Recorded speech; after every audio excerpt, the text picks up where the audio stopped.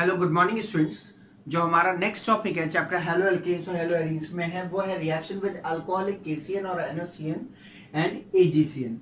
तो अब हमें यहाँ पर देखना है कि एल्किल क्लोराइड या एल्किल हैलाइड की रिएक्शन केसीएन से कैसे होगी। तो अगर आप देखिए केसीएन जो है वो एक आयनिक कंपाउंड है, एक्वा सॉल्यूशन में तुरंत अपने ही K+ और Cn- आयन में डिसोसिएट हो जाएगा। और आपको पता है कि Cn- एक एम्बीडेंटेट आयन है।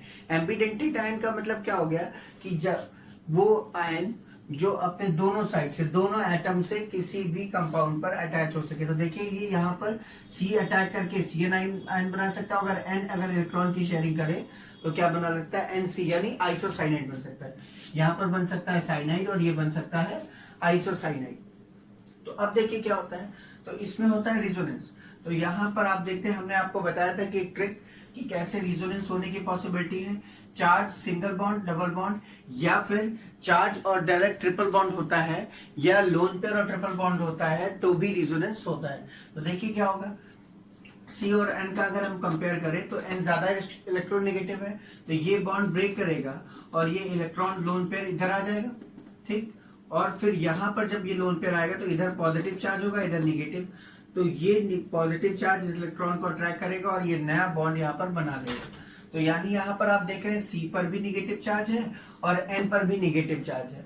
तो अगर ये Cn अटैक यहाँ पर किससे भी कर सकता है, ये वाला Cn, ठीक है, यहाँ पर जो Rx है, Rx जो है उसका जो C पर जब Cn का अटैक होगा तो वो C की तरफ से भी हो सकता है और N की तरफ से भी हो सकता है। क्यों? क्योंकि C के पास भी लोन पेयर अवेलेबल है, वो डायरेक्ट C से CC बॉन्ड बना करके जुड़ सकता है और यहाँ पर N के पास भी लोन पेयर अवेलेबल है तो ये भी लोन पेयर इलेक्ट्रॉन डोनेट करके ये NC के फॉर्म में भी जुड़ सकता है। क्लियर है? तो अगर हम यहाँ देखेंगे तो ये एल्किल क्लोराइड वाला C और Cn वाला C ये CC बॉन्ड बन रहा है। और अगर इधर देखते हैं तो यहाँ ये पॉसिबिलिटी है कि एल्किल क्लोराइड का C और इसका N मिलकर के CN बॉन्ड बना ले। लेकिन होता क्या है कि CC बॉन्ड CN बॉन्ड से ज्यादा स्टेबल होता है। तो इसलिए जब कभी भी एल्किल हैलाइड की रिएक्शन KCN से होगी तो आइसोसाइनाइड यानी NC ना बन करके क्या बनेगा, साइनाइड बनेगा। तो इसीलिए जब हम KCN या NaCN से रिएक्शन कराते हैं तो क्या बन जाता है, हमेशा मेथिल साइनाइड बन जाता है।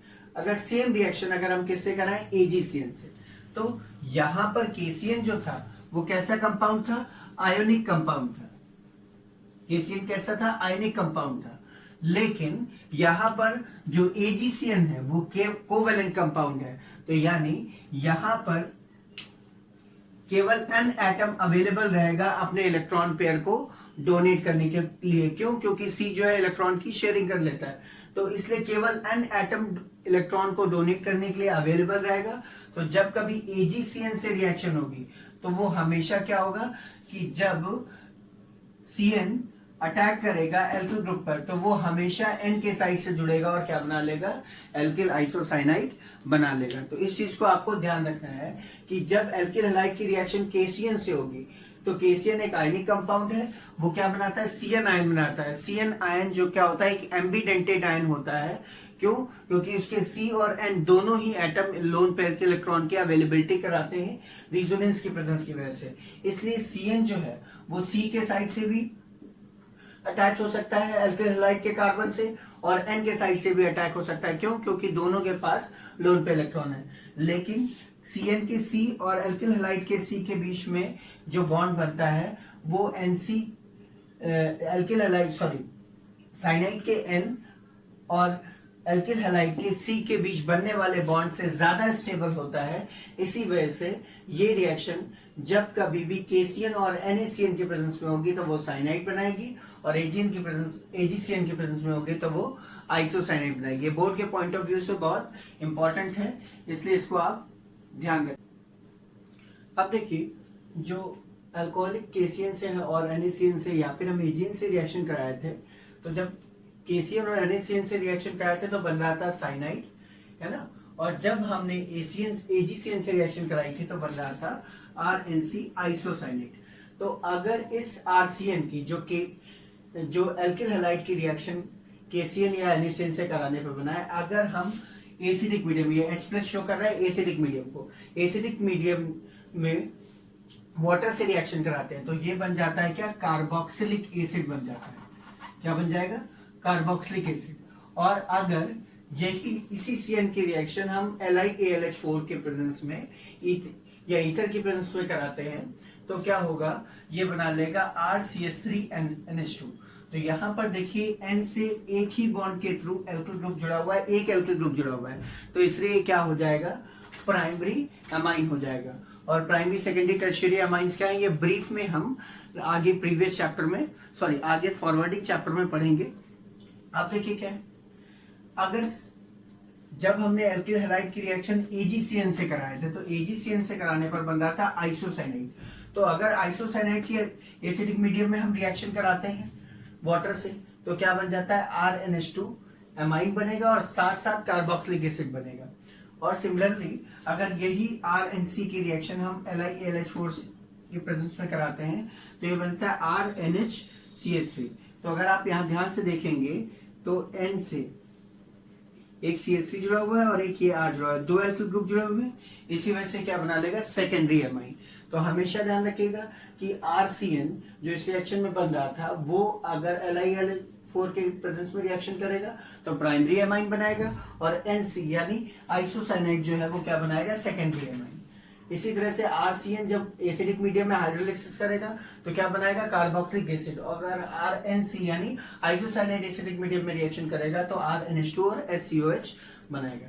इसी तरह से अगर हम एल्किल हैलाइड की रिएक्शन सोडियम नाइट्राइट या पोटेशियम नाइट्राइट से कराएं या फिर सिल्वर नाइट्राइट से कराएं तो NO2 जो है यहां पर भी क्या बनेगा, NO2 बनेगा, K+NO2- बनेगा। ठीक है, तो जो नाइट्राइट आयन है वो भी क्या है, एम्बीडेंटेट आयन है, वो दोनों साइड से जुड़ जाएगा। तो यहां पर क्या होगा, यहां पर जब कभी KNO2 रिएक्शन करेगा, पोटेशियम नाइट्राइट है ये, जब रिएक्शन करेगा किससे, RX से, तो हमेशा CO बॉन्ड बनाएगा और ये क्या बना लेगा, एल्किल नाइट्राइल बना लेगा। सिमिलरली आपको जैसा कि पता है कि ये क्या है, कोवेलेंट कंपाउंड है, तो यहां पर ये क्या होगा, जब भी रिएक्शन करेगा तो ये CN बॉन्ड बनाएगा। क्लियर है, तो यहां पर क्या बन जाएगा, नाइट्रो एल्केन। तो ये तीनों रिएक्शन बोर्ड के पॉइंट ऑफ व्यू से बहुत ज्यादा इंपॉर्टेंट। हेलो स्टूडेंट्स, अब हमारा केमिकल प्रॉपर्टीज में जो नेक्स्ट टॉपिक है वो क्या है, एलिमिनेशन रिएक्शन। तो यहाँ पर एलिमिनेशन रिएक्शन में क्या होगा, एल्किल हैलाइड जब अल्कोहलिक KOH से रिएक्ट कराते हैं और हीट करेंगे उसको तो फॉर्म होगा एल्कीन KX और H2O।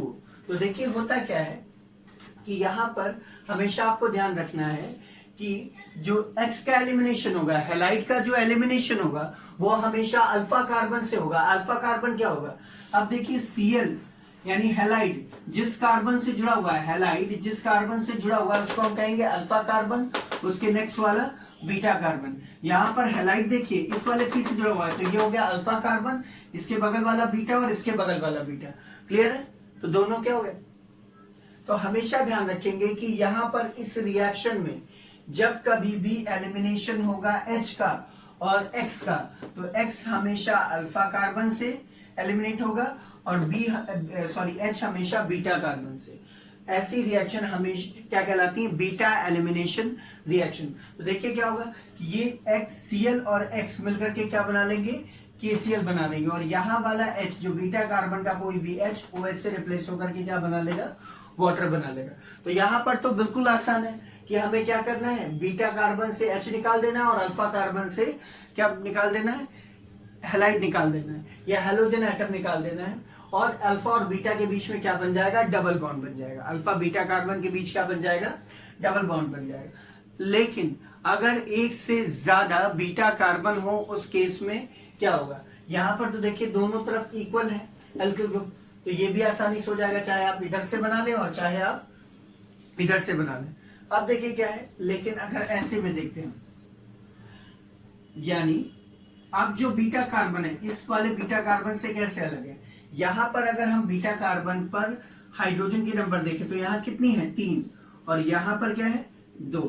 यानी अल्फा कार्बन से जो दो ऐसे बीटा कार्बन जुड़े हों जिन पर नंबर ऑफ हाइड्रोजन अलग अलग हो, तो उस केस में हम रिएक्शन जो प्रोसीड होगी वो सेटजैफ रूल के अकॉर्डिंगली होगी। तो देखिए होता क्या है, बेसिकली यहाँ पर 3 कार्बन है और यहाँ पर 2 है। तो मैंने आपसे बताया था कि अल्फा बीटा में ही जो कुछ होना होगा, अल्फा से हमने Cl निकाल दिया और बीटा से H निकाल दिया, और अल्फा और बीटा के बीच में क्या बन गया, डबल बॉन्ड। तो देखिए अल्फा से हमने यहाँ पर क्या निकाला, Cl, और बीटा से क्या निकाल दिया, एक H निकाल दिया, तो H2 होगा, और यहाँ पर क्या आ गया, डबल बॉन्ड हो गया, ब्यूट 1 इन हो गया। सिमिलरली अगर इस वाले केस में देखें तो अल्फा से Cl और बीटा से H निकाला, तो यहाँ पर भी देखिए क्या हो गया, डबल बॉन्ड हो गया। अब दोनों का क्या बन रहा है, मिक्सचर फॉर्म हो रहा है। कौन सा प्रोडक्ट मेजर अमाउंट में फॉर्म होगा, तो यहाँ पर हमने ये लिखा है मेजर प्रोडक्ट, जो कि 80% फॉर्म होगा। लेकिन हाउ, तो ये कौन बताएगा, सेटजैफ रूल बताएगा। सेटजैफ रूल क्या होता है, आप देखिए सेटजैफ रूल ये कहता है कि वो प्रोडक्ट मेजर प्रोडक्ट होगा जहां पर बीटा कार्बन पर क्या हो, लेस नंबर ऑफ हाइड्रोजन हो। तो यहाँ पर देखिए, यहाँ पर बीटा कार्बन पे कितने हाइड्रोजन थे, 2, और यहाँ पर कितने थे, 3। तो यहाँ पर ठीक, यहाँ पर 3 थे और यहाँ पर 2 थे। तो यानी ये वाला जो प्रोडक्ट होगा जहां पर 2 कार्बन थे वो मेजर प्रोडक्ट होगा। या फिर हम इसको दूसरी तरीके से भी कह सकते हैं कि सेटजैफ रूल ये कहता है कि हाईली सब्स्टिट्यूटेड प्रोडक्ट फॉर्म होगा। हाईली सब्स्टिट्यूटेड प्रोडक्ट क्या होगा, तो हाईली सब्स्टिट्यूटेड प्रोडक्ट को हम ऐसे पहचानेंगे कि जहां पर कार्बन कार्बन डबल बॉन्ड पर लेस नंबर ऑफ हाइड्रोजन हो। तो यहाँ पर कार्बन कार्बन डबल बॉन्ड पर देखिए कितने हाइड्रोजन है, 1 और 2 कितने हैं, 3। यहाँ पर देखिए कार्बन कार्बन डबल बॉन्ड पर 2, तो किस पर कार्बन कार्बन डबल बॉन्ड पर हाइड्रोजन कम है, 2। तो ये लेस सब्स्टिट्यूटेड प्रोडक्ट होगा, और less substituted product major product के फॉर्म में फॉर्म होगा। क्लियर है, तो इस चीज को आप ध्यान रखेंगे, ये रिएक्शन बहुत ज्यादा इंपॉर्टेंट है। इससे रिलेटेड कुछ न्यूमेरिकल एनसीईआरटी में दिए हुए हैं, वो आप अपनी एक्सरसाइज में करेंगे, और नहीं आने पर हम उसका आंसर आपको ग्रुप में अपलोड कर देंगे।